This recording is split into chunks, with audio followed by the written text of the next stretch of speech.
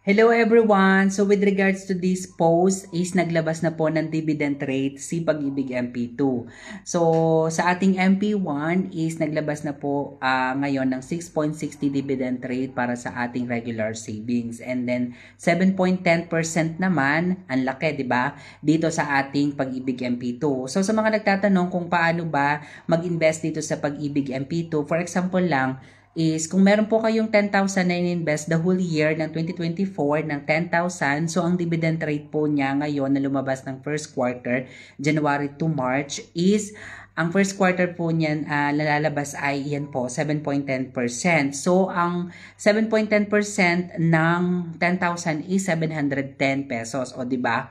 So yung pera ang gumagalaw kahit na hindi kayo nagtatrabaho, di ba?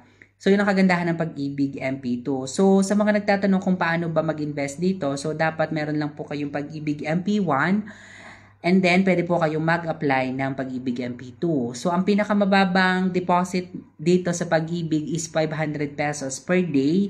Kaya pwede pong magbagsak kayo ng isang bagsakan lang the whole year. Pwede naman po kayong magbagsak o mag-deposit ng monthly, depende po yun sa availability or sa pera ninyo kung kailan po kayo magkakaroon ng investment. So, kaya mag-invest na ng